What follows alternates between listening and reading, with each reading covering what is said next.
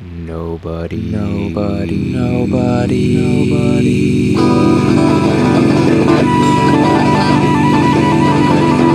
Nobody reads short stories.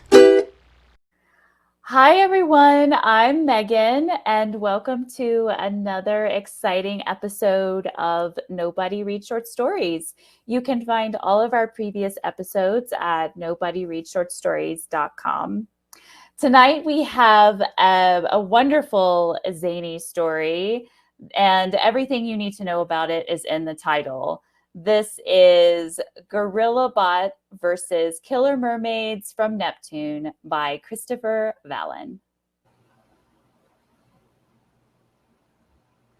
Gorillabots versus Killer Mermaids from Neptune by Christopher J. Valin. Naturally, the mermaids thought it would be perfectly fine for them to come to Earth and use its vast oceans as their new hunting grounds. The only intelligent creatures they could detect, dolphins and whales, appeared to be pathetically peaceful.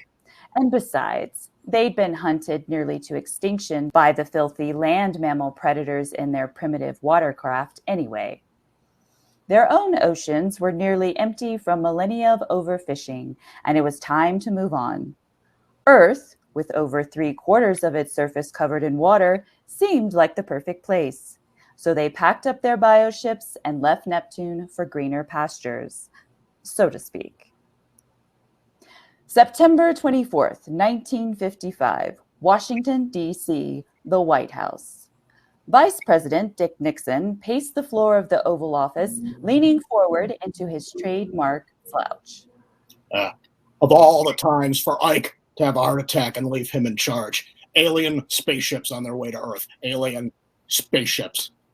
Yeah, he was hoping something would come up so he could prove his worthiness to stay on the ticket for next year's election, and dare he even think it's a run for president after that. But space aliens, why did it have to be space aliens? It wasn't just new to him, it was new to everyone, period. And where the hell was the Secretary of Defense? It's getting ridiculous. He stabbed the call button on the speakerphone with his finger. Yeah, Mrs. Whitman, any word on Wilson? The secretary's voice came back immediately. He's just arrived, sir. Oh, well, I'll send him in. What the hell's the holdup? Right away, Mr. Vice President. Yeah. Secretary of Defense Charles Wilson entered the Oval Office a little too confidently to Nixon's eye. He was still wearing his golfing clothes. Say, what's the emergency, Dick? Nixon's eyes bulged. Is that how you address the President of the United States of America? Acting president. Now, Nixon was furious. I'm in charge now, Wilson. Until Ike is out of the woods, you will treat me with the respect I deserve. Yes, Mr. President. Yeah, now that's better. Now, before we go into that cabinet room and talk to the Joint Chiefs and those egghead scientists, I need to make sure I know what I'm talking about. So give me a rundown on our options. Options? For defeating the space aliens. Wilson was flabbergasted. Space aliens? Good God, man, did you not get the message I sent? I was trying to finish up the last couple of holes, sir. I figured I could be briefed once I got here. Oh, Christ. What if they'd been on the brink of a nuclear exchange with the Soviets? Nixon could feel his hands shaking as he tried not to explode into a fit of rage. He knew he'd have to rein in his anger or he'd never end up a permanent occupant in this office. Yeah, they're on their way, Charlie. We're not quite sure what we're up against yet. Perhaps we should call the president and... No. But my understanding is that he's actually doing quite well despite the... God damn it, I said no. We don't need him having another heart attack with the shock of the news. And I don't need the American people and the leaders of the party thinking Nixon can't handle the first crisis to come his way. That'd be a political suicide. But certainly we can't take any chances with something like this. If you're not sure... I'm sure. I'm not going to have I kick the bucket and have everyone blame Nixon. What did Dulles say? Well, what do you think he said? He wants to nuke the things as soon as they're close enough. Well, he may have a point. Nixon could feel his face turning red. He took a couple of deep breaths. You just go join the others. You tell them I'll be there momentarily. Wilson nodded. But he obviously still was somewhat in shock. Yes, Mr. President. The Secretary of Defense walked out of the Oval Office in a daze. This was it. Nixon's big moment. The event that would define him as a man competent enough to take the big chair when his turn came. And he was surrounded by idiots. Queen Zelazny of Neptune sat upon her shell-encrusted throne aboard the command ship and watched as they passed the rings of Saturn. Although many might describe her as beautiful, her sharp features matched her temperament. She leaned forward on her trident. How long until we reach Earth? I assume we are still on schedule. Her majordomo swam from his console and bowed his head, his catfish-like whiskers flowing in the water that filled the bridge. There will be a minor delay, Your Highness. Why? The first navigator made a slight miscalculation. With a flick of her tail, Zelazny swam forward at such a rapid pace that none of the bridge crew had time to react. In the blink of an eye, her trident perforated the navigator's back with such force that its tips protruded from his chest. Blood and guts filled the water around the crew member. Her majordomo cleared his throat. That was the second navigator, Your Highness. The Queen pulled her weapon from the crew member's back, and the navigator floated lifelessly in the bridge's cocoon of water. No matter. I'm sure whoever makes calculations in the future will be more careful now. The head scientist from the Naval Observatory was finishing up his explanation of how some kid with a telescope in Omaha had noticed several glowing objects headed toward Earth, and they had been tracking them ever since. But Nixon was losing his patience. Yeah, can we get down to brass tacks? We don't have a lot of time here. Well, sir, the good news is we're nearly sure there are not meteors or other large celestial objects. If that had been the case, well... It's not, so move on. What the hell are they? We're not quite sure, but as they get closer, they seem to resemble some sort of marine life. Marine life? Nixon looked to the other scientist, and they all nodded their head in agreement. Specifically, giant squid. Yeah, I thought you said they were ships. That was what we originally believed, Mr. Vice President. And they still may be, but they definitely have the shape and appearance of gigantic cephalopods. Nixon wasn't sure if that would be better or worse. He looked around at his advisors. What do you boys think? Secretary of State Dulles was the first to speak up. I say we nuke them, Dick. Yeah, of course you do, John, but how would we do it? This program isn't even ready to close to being something like that, is it? Every man at the table shook his head. Yeah, I spoke to Khrushchev earlier. He seemed to think this is some kind of American propaganda stunt. He says if there's any sign of nuclear bombs, they'll consider it an act of war and retaliate.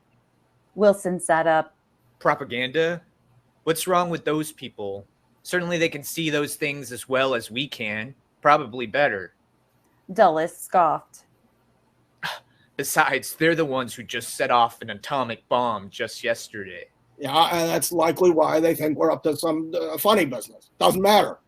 Atomic weapons are off the table, at least for now. He turned to the scientists again. Yeah, what do you fellas have for me? Most of the scientists gave each other worried looks. Then someone spoke up from the back corner of the room. Mr. President. Was that a German accent? Everyone else moved aside to reveal a small, bald man sitting in the shadows, cleaning his glasses with a handkerchief. The man quietly continued.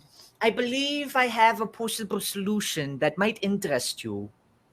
He pushed his round spectacles back up onto the bridge of his nose. However, no one in this room except you has the proper clearance. Dulles stood up from his chair. Now see here. Nixon put up his hand for him to be quiet. What agency are you from?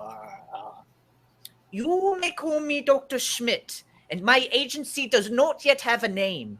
We do advanced research and development for the United States government under the direct supervision of President Eisenhower.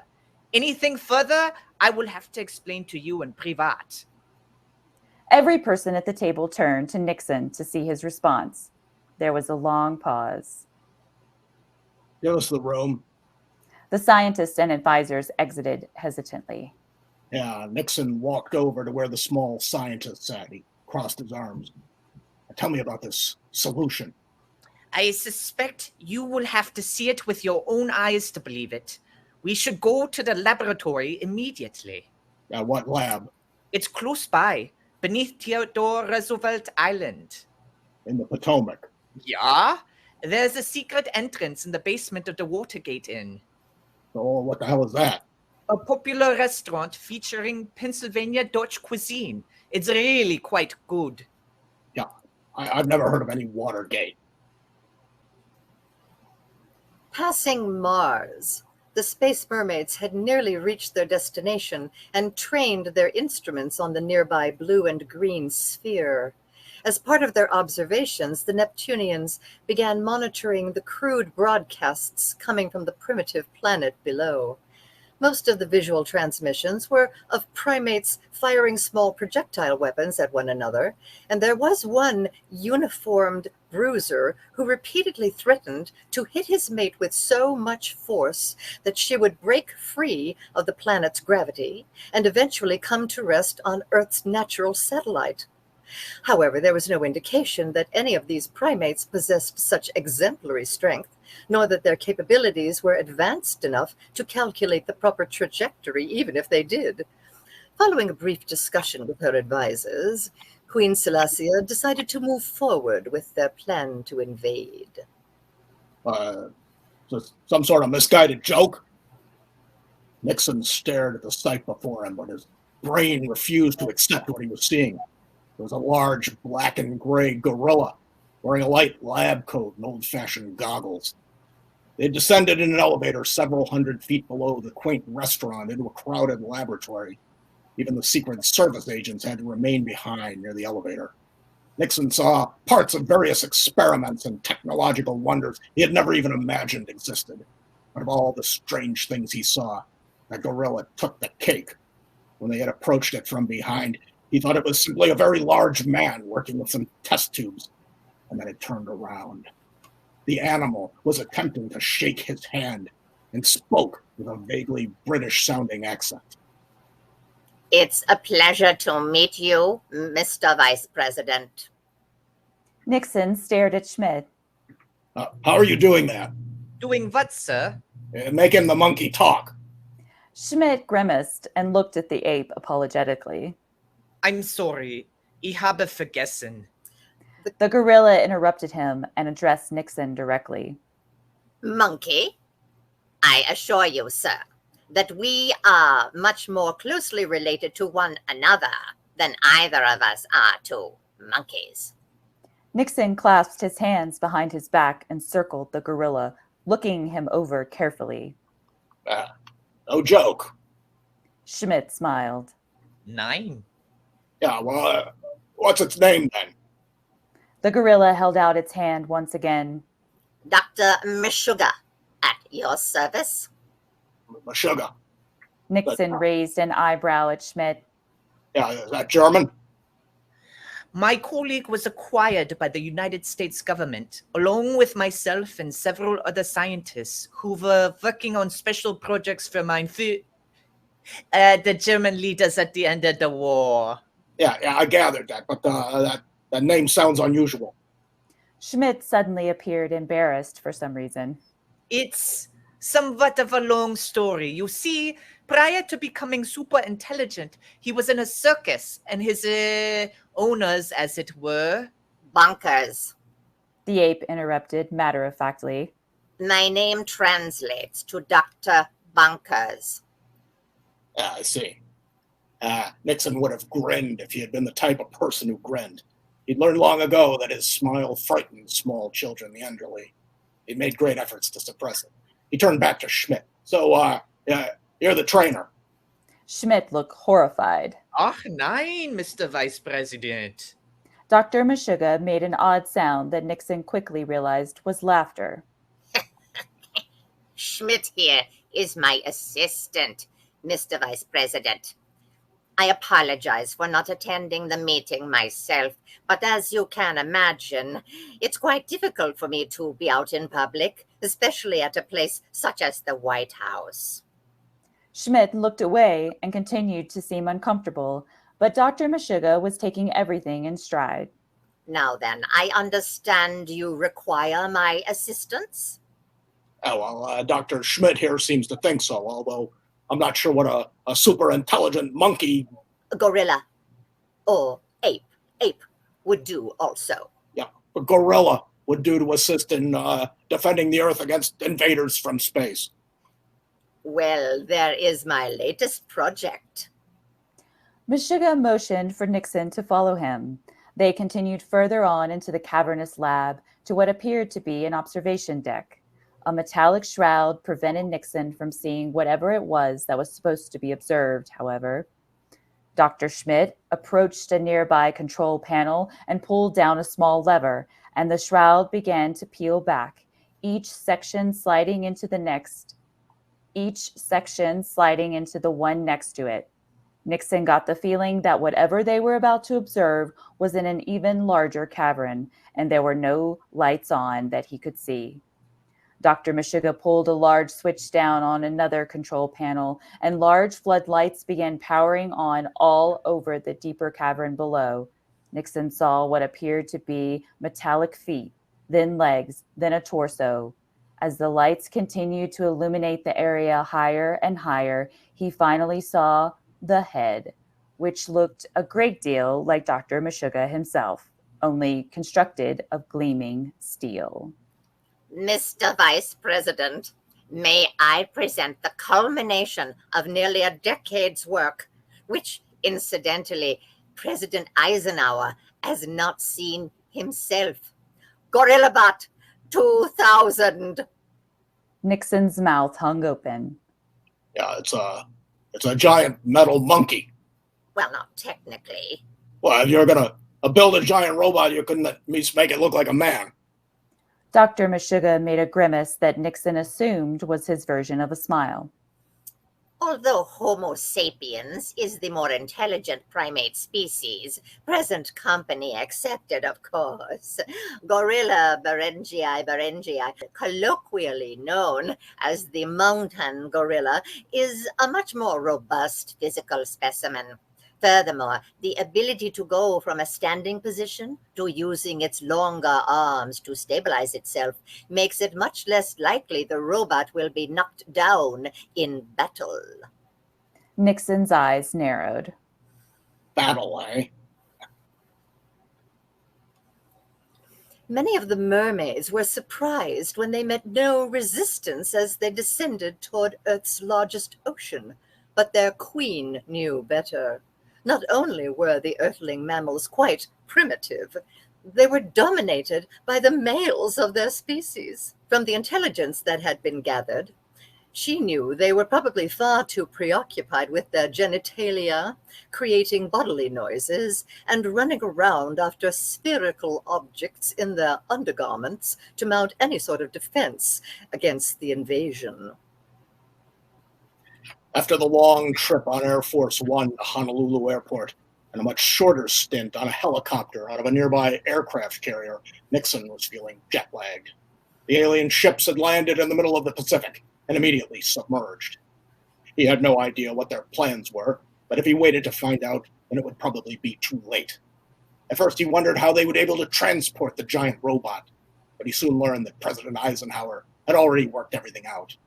It was carried out to the aircraft carrier on an old Messerschmitt Me-323 Gigant that had been captured during the war. Being Supreme Allied Commander probably helped Ike figure a lot of this stuff out. It was strange for even the world's biggest cargo plane to transport the monstrous 100-foot-tall robot, but the aircraft had been retrofitted to handle the task. When Dr. Meshuggah was trying to convince Nixon to utilize his invention, they climbed into the cockpit inside its head so the ape could show him how it worked. It seemed simple enough. Nixon even took it out for a short spin to test it out. But time was running out. So with no viable options, he had ordered it to be transferred out to the last known location of the alien ships, not far off the coast of Hawaii. There was no way he was going to allow another Pearl Harbor on his watch. Now it was a matter of searching and waiting. Queen Selassie could not figure out why the mammals were looking for them.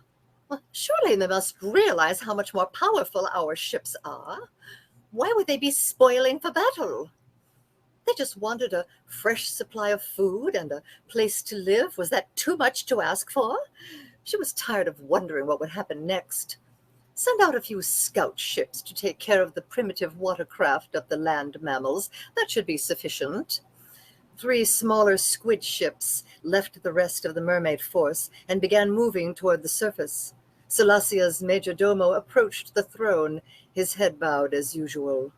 Your Majesty, perhaps we should send a larger force if we've underestimated these creatures. The queen slammed the base of her trident down onto his tail fin, pinning it to the floor of the bridge. Are you questioning my judgment?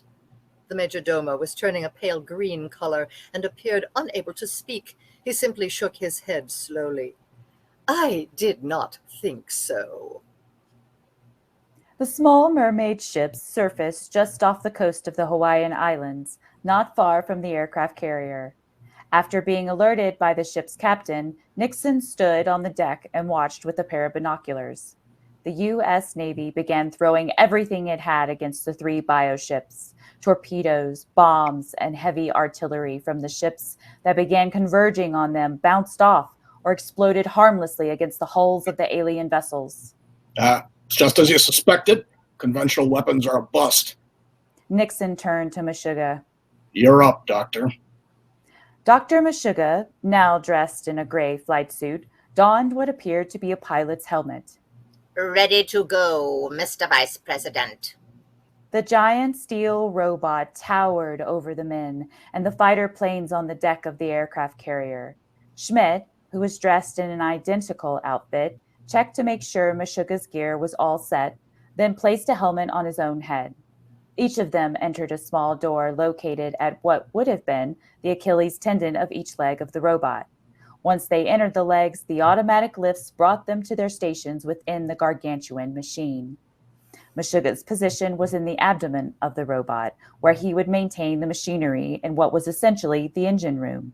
He pulled some large levers to start up the reactor, then strapped himself into the mobile seat that moved around the cramped area.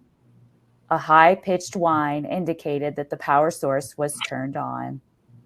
Schmidt was transported all the way to the cockpit in the gorilla-like head of the giant, where he strapped himself into a similar seat and began powering up the controls by flipping switches and pushing buttons. The lights from instrument panels and small video screens reflected off the visor on his helmet. The sailors on deck backed away from the robot as it started to vibrate slightly, and strange noises began to emanate from the mechanisms that caused the thing to move. The aircraft carrier moved closer to the strange ships, which were now shelling the beach with explosive conch shells that sent the tourists fleeing. Mermaid soldiers flowed forth from the ships by the dozen and attacked unfortunate swimmers and those in small boats near the shore. The Gorillabot 2000 reached the first alien ship while still hip-deep in the ocean. As Meshuggah calibrated the power supply and made sure everything was functioning properly in the bowels of the robot, Schmidt expertly worked the controls up in the cockpit. The giant steel ape reached out and grabbed the tail end of the Neptunian craft and lifted it into the air as if it were a child's toy. He waded toward the second ship and wielded the first like a club, bringing it down upon the other vessel and smashing them both to pieces in the process. Biological matter and dead mermaids littered the surface of the water. The third bioship launched its conch bombs at the robot, but they caused little more than small dents and burn marks on its surface.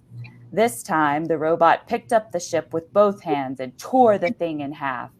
Strange liquids and mermaids alike spilled from its insides and dropped into the sea. The Gorillabot reached into the water and grabbed handfuls of the mermaid crew members who had managed to survive, squishing them in its massive grip. Queen Selesnya was enraged as she watched her scout ships being easily destroyed by the mechanical mammal on her view screen. Impossible! Why did we not have knowledge that the Earthlings had such a weapon at their disposal? After a brief moment of hesitation, the Major Domo spoke up.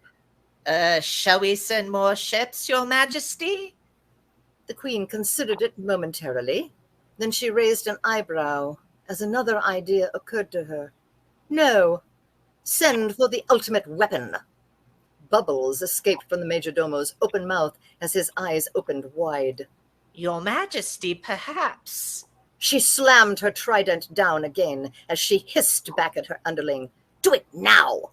We have kept it hidden for long enough. I will not be made a fool by these pathetic surface dwellers. Yes, Your Highness. The Majordomo nervously nodded at a member of the bridge crew who appeared as if he was going to be sick as he punched some commands into his console. Nixon felt queasy as he watched the metal monkey turn the invading aliens into jelly in the palms of its hands. But he supposed that's what they deserve for attacking the US of A. Yeah, they showed the Germans and the Japs not to mess with them, and now it was time for the rest of the solar system to learn the lesson as well. The men aboard the aircraft carrier were cheering, and he could tell through his binoculars that the civilians on shore were celebrating as well. But he knew from experience that this was far too easy, and that the celebration was premature. Seconds later, he was proven correct. The surface of the ocean bubbled furiously. A bridge officer called down to the captain, who was standing on the deck with the vice president. What is it, Ensign? Sir, on the radio, there's something coming. Something big. Yeah, coming from where? From beneath us. Waves buffeted the remaining ships of the small fleet as a squid, larger than any creature ever seen on Earth, surfaced next to the aircraft carrier. A kraken of unimaginable size, with eyes as large as Volkswagen Beetles and tentacles as long as subway trains. A monster that could make a snack out of a blue whale. A giant tentacle swung at a nearby battleship and batted it away, sending it onto its side and forcing the crew overboard. Nixon stood frozen on the deck, his mouth slack. What in the name of... Queen Selesnya's command ship surfaced next to the Leviathan, looking like a miniature version of the tentacles creature. An opening appeared in the top of the ship, and a small railed balcony rose from inside. Selesnya herself stood upright on her fish-like tail, with her major domo next to her, his own tail bandaged up from where she had seen fit to teach him a lesson earlier. The robot slogged forward toward the new threat, the water level nearly reaching its chest. It stood at its full height and faced the squid and its commander. The kraken slowly moved a tentacle towards Selesnya, and she slithered onto it. It gently lifted her to the height of Gorillabot's head. I wish to discuss the terms of surrender. The top of the robot's skull opened up, revealing Dr. Schmidt sitting in the cockpit. I'm sorry, but I'm not the one in charge here. You'll need to surrender to the vice president. Selesnya let out a hearty laugh. Me? Surrender? She threw her trident straight at Schmidt, and the weapon not only pierced his torso, but pinned him to the seat. Blood streamed from the 3 wounds created by the sharp tines, and Schmidt's head fell forward as he blacked out. The tentacle moved forward, and Selesnya pulled her 3-pronged staff from his body. Then she lowered back down to the balcony on her ship by her pet. Schmidt was gravely injured, perhaps even mortally wounded, and obviously wouldn't be able to continue. The captain seemed terrified. So much for that. Are you going to surrender, sir? Nixon stepped forward. No, he's not the only one who can control that thing. The officers all shot concerned looks at one another. None of them had even seen the inside of the robot. The captain spoke up. Sir! Well, damn it, I'll do it myself. Get me up there. A helicopter hovered next to the open cockpit as rescue specialists jumped aboard and lifted the body of Dr. Schmidt to safety.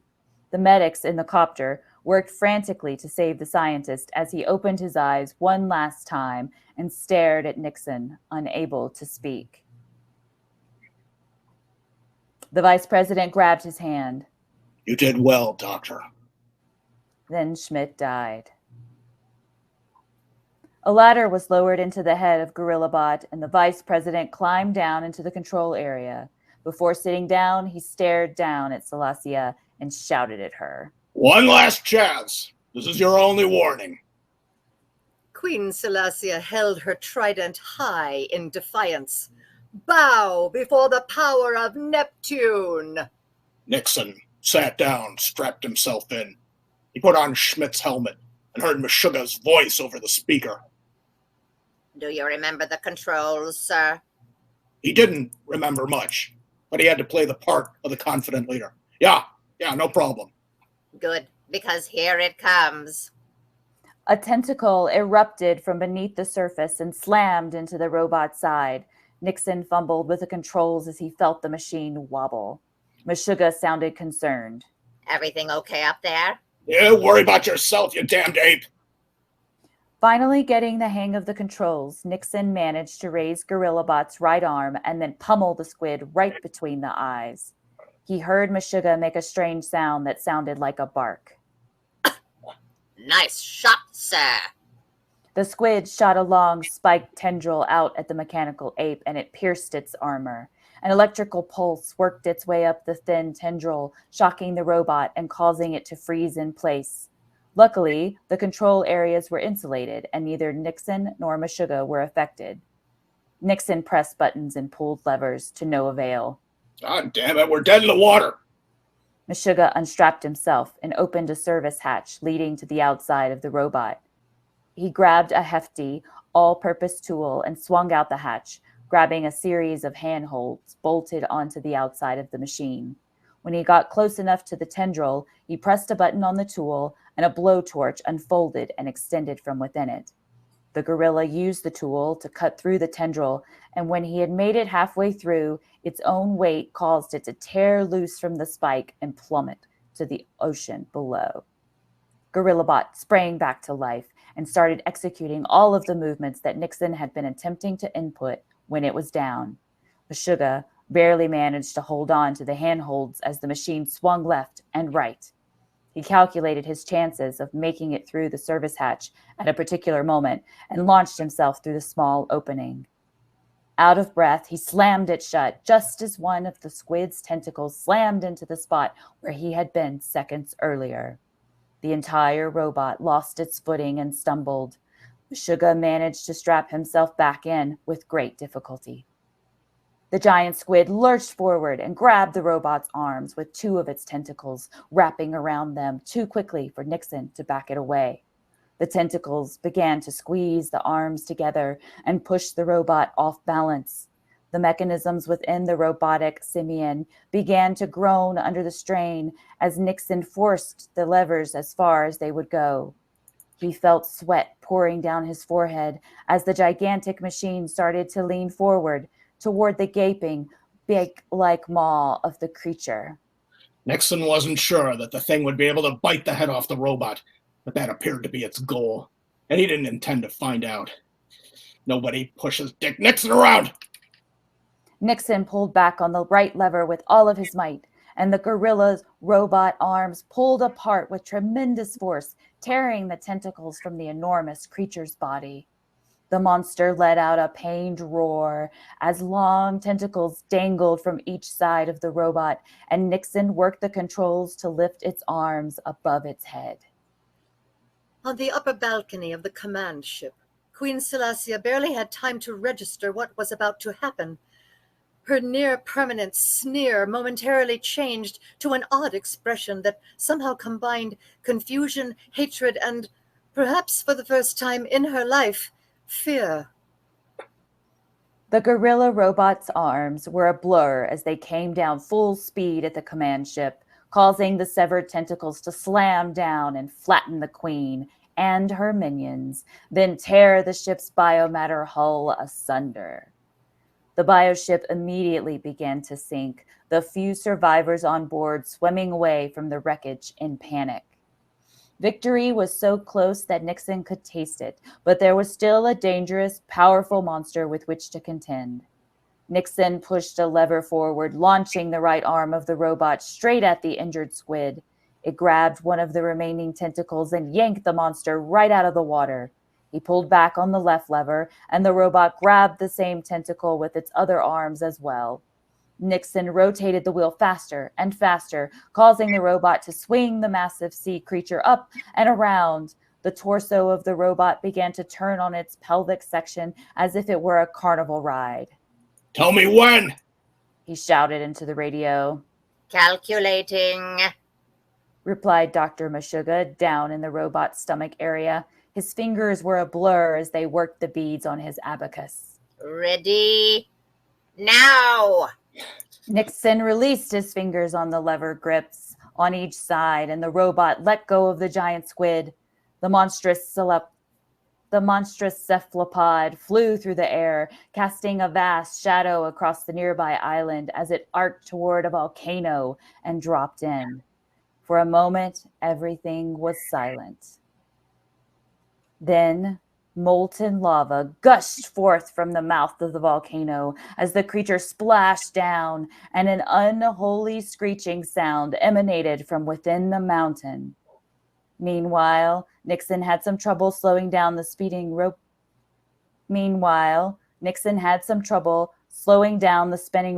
and when he did, it was off balance and nearly fell over.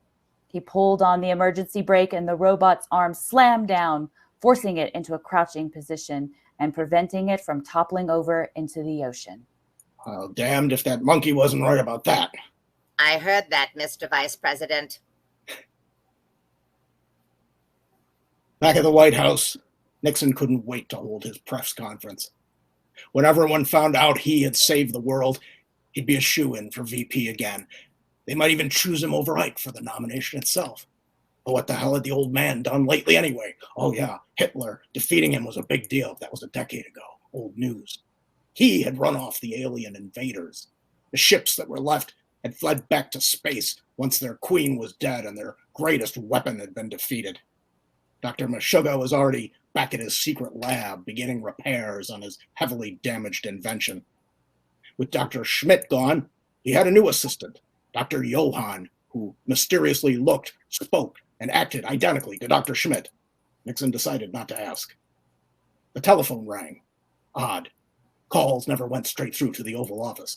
He knitted his eyebrows as he picked up the receiver. Yes? Dick, this is the president. Oh, crap. Hello there, Mr. President. How are you feeling? Not bad, considering, but they have me down to a pack a day while I recover, and that's pretty rough. I can imagine. Dick, the reason I'm calling is about the little incident you just took care of. Fine job on that, by the way. Fine job indeed. Felt so good to be finally acknowledged. Yeah, thank you, sir. Yeah. Unfortunately, we're going to have to keep it quiet for now. What? Wait, you just say that out loud? You see, the world just isn't ready for the idea of space aliens coming and invading Earth. And they sure as heck aren't ready for talking gorillas building giant robots. Yeah, but, I know you'd like to get credit, but that's the kind of thing that happens when you have the big job. Sometimes the most important accomplishments go unnoticed and unannounced. What about all the witnesses? We have a story already in the works. Something about weather balloons. Nixon bowed his head. I see. Listen, I talked to the RNC chair, and you're on the ticket for next year. No question. Yeah, thank you, sir. I appreciate that. And after that, in 60, I'm sure your name will move to the top. Nixon perked up. Ha! Thank you, Mr. President. You just have to remember one thing, Dick. There are just some things you have to keep secret when you're president of the United States. Yeah. Yes, sir. I'll keep that in mind. The end.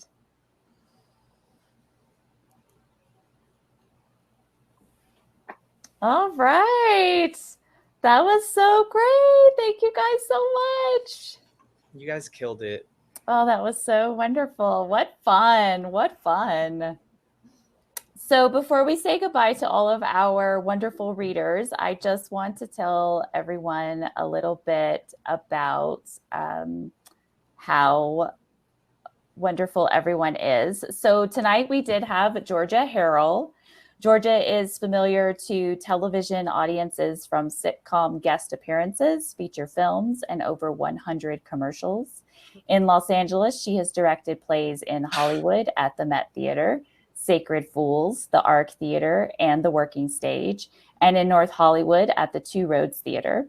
3 of her plays have been produced, Twins, as part of the award-winning Cannes Festival of One-Act Plays at the Two Roads Theater, the critically acclaimed Eros Thanatos class at the Whitmore Lindy Theater, and Kitty Kitty at the Empty Space Theater. She has been a member of the Studio City Writers Group since 2001. And Georgia was our wonderful Queen Celestia and Dr. Bonkers. So thank you so much, Georgia. We appreciate you.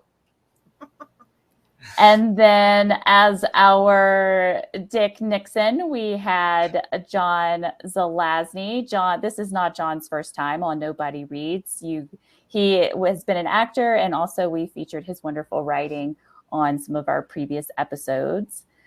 So John spent his early career in Hollywood, including a decade in creative support of acclaimed German director Uli Edel. His short stories have been published in Opossum, The Binnacle, Iconoclash Review, Switchblade, and the upcoming The Rabbit Hole. His story, Constant at the Three Deuces, won the 57th Short Fiction Prize from Jerry Jazz Musician and is now a nominee for a Pushcart Prize. John was previously featured on Nobody Reads Short Stories. So Thanks so thank much. you. Great Thank to you. have you back. Thank you, John. And thank you so much, Georgia. We appreciate you. Oh my gosh, that was so good. It was so good. I love Chris's story so much. Okay, I'm going to set the clock for 3 minutes because Jeremy is the special guest tonight. And you guys know how we like to just chat and chat and chat. Chat. So we have to set the timer. Oh my gosh. So Jeremy, please tell me what it was like reading all of those different parts.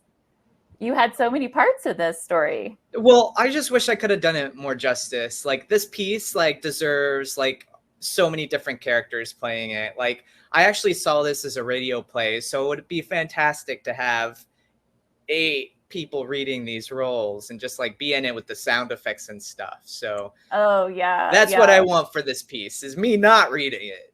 Oh, well, I thought you did a good job considering you had so many roles. Well, thank you so much on that. Yeah. But yeah, it's just so bonkers. And I mean, one of the characters' names is bonkers. I salute Christopher for just taking it there, and just the title, right? The title is bonkers. Yeah, I love these types of stories where you get exactly exactly what you're going to get with the title. It's Gorillabot versus Killer Mermaids from Neptune. I know exactly what kind of story I'm going to be getting myself into, and I'm all there. There's a place for sort of these enigmatic short story titles where you're not sure what you're getting yourself into, but I always love it when I can just read the title and I'm there. Yeah, he should sell this to Sci-Fi. Sharknado what? Yeah, right. And then he can hire John to be Dick Nixon on the show, and it'll be great. But yeah, I agree with you. I think elevating this to a full-fledged radio play with some sound effects and we need sound effects. We need all the sound effects. We need is it the 30s, 40s, the ooh, that weird noise they make when UFOs are landing and stuff. We need all of that. But what would the sound effect be for like the tentacle of the Kraken coming down on the metal Gorillabot? I don't know, but there is a sound designer watching this show right now and is like, pick me, I'll do it. Oh my gosh, this would be a sound designer's dream. Like Absolutely. I feel like they would just go nuts. Yeah, Absolutely. they could have so much fun. Oh my gosh, that's great. I love that idea. Yeah. So what, Megan, like what about this piece? Like, I know you love it so much. Like what about this piece specifically do you love? Oh, well, I just love the wackiness of it. I love how it's over the top, but Oh, I got you. I love how it's over the top and everybody plays it straight. And that just makes it that much more fun because everybody who's in it believes this is what's happening, and they take everything as face value, and it just adds to how wonderful the story comes across. Absolutely. Yeah. All right. So Cranky went off. Enough chatting. Before we bring our author on, I want to sing his praises a little bit. So Christopher J. Valin is a writer, teacher, artist, and historian living in the Los Angeles area. He received his master's degree with honors in military history, and his first book, Fortune's Favorite, Sir Charles and the Breaking of the Line, is the expansion of his master's thesis on his five times great-grandfather, Rear Admiral Sir Charles Douglas. In addition to writing and inking for independent comic book companies and writing screenplays for production companies, Christopher has had numerous short stories published in anthologies such as Beyond the Stars and The Fans Are Buried Tales. His screenplays, teleplays, and stories have won multiple awards and contests.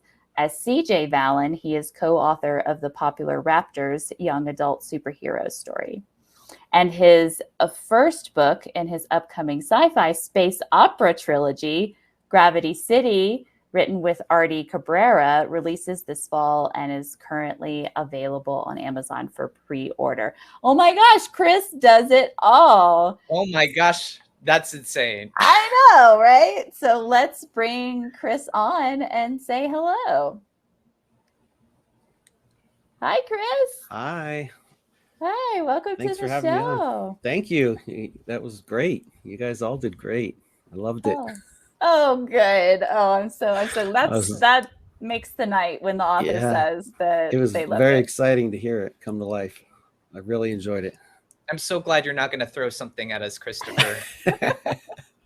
Well, yeah, especially since he'd just be throwing it at the screen. Oh yeah, that'd be terrible for your screen. Yeah, I think it would be a hard one to read. I mean, there's a lot of voices and a lot of accents and all kinds of stuff going on. Impressions. What made you write this? What made you write this? This is crazy. My friend Artie Cabrera, who I just recently finished writing a trilogy of books with. Yeah. Back before I really knew him, he was putting together an anthology, a short story anthology called B Movie. And all the stories were B movies. Oh, amazing. And he asked me if I had any ideas, and I had a bunch of ideas. I had ideas of space aliens coming and invading Earth, like Mars Attacks type of stuff. I love Mars Attacks. Yeah. But when I was a kid, I loved like King Kong versus Godzilla and the giant robots, and I loved all that stuff. And I just had all these ideas, and I just listed them all, and then I just somehow decided to just combine them all into one big mess, along with my love of history and being a historian. And did a bunch of research because I wanted to set it in the 1950s. Because to me, when I think of B movies, I don't know, I just think of that, period of time. And I just did a bunch of research and came up with, they usually have the president in those types of movies, like the alien invasion movies, and I was going to have it be Eisenhower because he was president through most of the 50s. But then I read that Nixon had taken over for Eisenhower when he had a heart attack. And I thought, I'm going to have Nixon do it. He's much more interesting, and it would be much funnier to have it be him. It must be so freeing too, to like write something like this, right? Oh yeah, just not care, like Yeah. not care really, like about the realism, or and what Megan was saying about everyone taking it seriously. It reminds me of the movies where like an Ed Wood movie or something, where he thinks he's producing something serious and great, and everyone else just sees it as a ridiculous, Plan 9 from Outer concept. Space guy, right? Exactly. Yeah. Yeah. So that was my idea for that. I when I first read this, I felt like it was written by someone who knew their history, and that's one of the things that I really like about this story, is that it's written with that authenticity of like, I feel like I'm in history, in this alternative history that's happening, but with it's being written by someone who knows the history that we know, and it's grounded in those facts, and that makes it even that much more enjoyable for me, because it's taking these true events and it's elevating it into this bananas world, and I just love that juxtaposition. Well, thanks. I'm glad it shows, because I did a lot. Like I said, I did a lot of research, and the funny thing is, so many things were falling into place. Like Nixon was obsessed with UFOs. Like there's a story about him taking Jackie Gleason to supposedly to look at some dead alien body or something. It's this crazy story I found online. And I even worked Jackie Gleason in, the line about the bruiser hitting his wife, and, to the moon, Alice, that was like working that in along with the 50s TV. And, but everything about the dates and the Russians dropping an atomic bomb the day before, and all that stuff was real. All that is grounded. The Watergate, before they built the Watergate Hotel, where the Nixon scandal started, it was a restaurant. It was a restaurant, and this stuff was like just falling into place when I was writing it. It's so funny you say that, Christopher. Like, I've talked to other writers that say the same thing, right? Like, there's something about the subconscious and coincidences that happen at the same time. It's magical. Yep. I think that's just a sign that that's where you're supposed to go creatively, when these doors start opening and coincidences start popping, and you're like, oh, I can add this and I can add that. It's like low-hanging fruit, you I agree. Just pick it and throw it into the story. So a lot of writers, they have issues with like doing research, aka me, like fear of research. Like, what advice would you have for a writer that has issues with research? I would say, just go down those rabbit holes. Don't be afraid to just follow a thread where it goes, because it may lead to something you don't expect. Yeah. You never know where the least little thing could lead you. Like with this whole thing I did with Nixon. Just, I wasn't even going to use him at first, and that became the whole big thing of the story. Doing research little by little, finding out more and more, and you mentioned earlier about tabs, and before we started the show, but like all the tabs you have open. I always have a million tabs open. Yeah, and I'm clicking. same. I'll when I'm reading, so I don't want to get too off track when I'm doing research. So I'll see a link, and I'll right click on the link and open a new tab, so that I know to go to that next. And then, but I'll stick with the one I'm in right there. I love that. That's a great idea. Yeah. That's so a really I'm not great just idea. jumping around too much, and then kind of keep it orderly. And also I keep like a Google Doc with just notes. I'll like copy and paste stuff into it. I used to use Word, but now it's easier to use Google Docs. And I just I find something, and I think I can use later, and I'll just copy and paste it in there, so that I can just have one document with all those notes, rather than have to keep going back. And then I can close that tab, and I don't have to worry about going back. Yeah, I love that. I'm definitely Very going to use that smart. for myself. Yeah. Chris, have you ever thought of doing a comic book for this story? Like, I have, and I actually entered it into a contest where they turn them into graphic novels. That I didn't win, so they didn't do it. But I have thought about hiring an artist. Don't they understand? Mermaids, of course. Mermaids. I don't know what's wrong with them. I don't know. Yeah, I definitely would like to turn it into a comic book. Yeah. Yeah. That would be Yeah. I think I can see it. So it's so visual, Mhm. especially the fight scene with all the tentacles flying and like the mermaid blood guts and all of that. Like I really feel like an illustrator would have a lot of fun Yeah. turning that into a graphic novel or a comic Mhm. book. I think it would be Yeah. a wonderful show on like Cartoon Network. Oh yeah. I agree. Let's get them. Let's get them. Let's on do board. it. Yeah. We could do an anthology of Uh-huh. bonkers stories that Yeah. are all short stories but done as graphic novels and animation.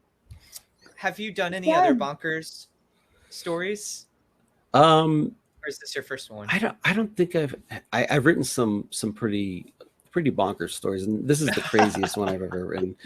I did some alternate history ones, that were a little bit out there, like where Custer wins the Battle of the Little Bighorn because he has like an Iron Man, steampunk Iron Man kind of suit guy fighting alongside him, and then he becomes president because he won the battle instead of losing it. And yeah, that was kind of crazy. Oh, wow. I wrote a few different stories in that alternate history. I love that. Nothing like this. I don't think I've ever done Yeah. before.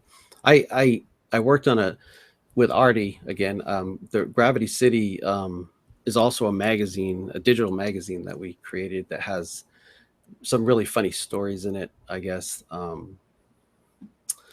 that are shorter. Like I did like a fake band interview with some alien band members and some stuff like that. So that was pretty out there. Oh, I love that kind of stuff, like interview with alien band members and, like recipes for like, some sort of like alien meat stew or, There was a recipes, there was fake letters to the editor. Yeah. Yeah. We had all kinds of alien funny stuff in there. Yeah, that's really cool. I find it very freeing to go into that place. Like because my brain's pretty analytical, and so to be able to go into this sort of like unruly place where anything can happen, and even things like historical events aren't grounded in reality is very freeing for me. Mhm. And I think that's one of the reasons why I gravitate so quickly to stories like yours. It's like a breath of fresh air. Yeah. Yeah, I think our society is too highbrow, like where story has to like be so prosy and lyrical. And so like I feel like people who are brave and willing to show a different side of writing, like praise people like you, Christopher. Thanks. Yeah. Yeah. Because it matters, right? Like Yeah. it really matters. Like I don't know. I don't think bonkers or comedy or horror, like things that are a little outside of the norm, they don't get enough credit. I agree. They don't. Yeah. I mean, people need to be entertained. They need to escape. They need to escapism. Yes. Feel free. Yeah. Absolutely. Yeah, absolutely. And Jeremy and I were just talking about this the other day about bringing literature back to the masses, and the greats. Shakespeare wrote for the masses, and Dickens wrote for the masses, and sometimes I feel like there's a stigma against pulpy fiction because it is written for a mass market, and the highbrow literature is more for the elite.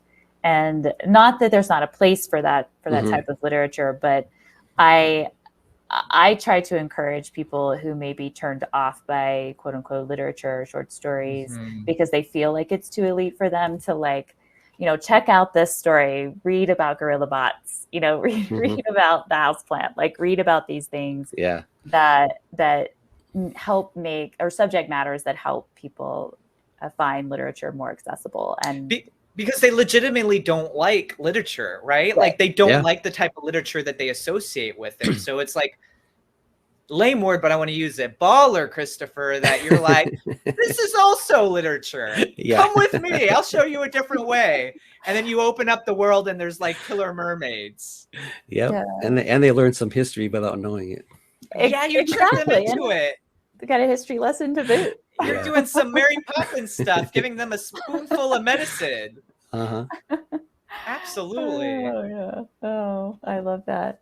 Well, Chris, this has been so wonderful. Thank you so much for taking the time to be here tonight and to let us have this interview and this time with you. We really appreciate it and appreciate you letting us share your story. Thank you so much. I just had such a great time, and thank you to John in Georgia. I didn't get to talk to him when I was backstage, so thank you so much. I'm really excited and happy about this. Oh, great. Thanks. Well, we appreciate it, Chris. All right. Thanks, Christopher. Thanks. Bye. Bye. Jeremy, thank you so much for coming back on the show and being the special guest for tonight. It's always lovely to have you on the show and to interview with you. Well, thank you for having me. You're welcome. We'll see you later. Bye. Bye. All right, so that concludes another fantastic episode of Nobody Reads Short Stories. Thank you guys so much for tuning in. You can find all of our previous episodes at nobodyreadshortstories.com. Watch all of our videos on YouTube. Please like and subscribe, as well as download. You can download our audio podcast from Stitcher, Google, Amazon, Apple Podcasts, basically anywhere you listen to your audio podcast, you can find us. So thank you so much, and we will see you guys soon. No one reads short stories anymore. I really don't know what they're written for. Go write a short story and throw it out the door.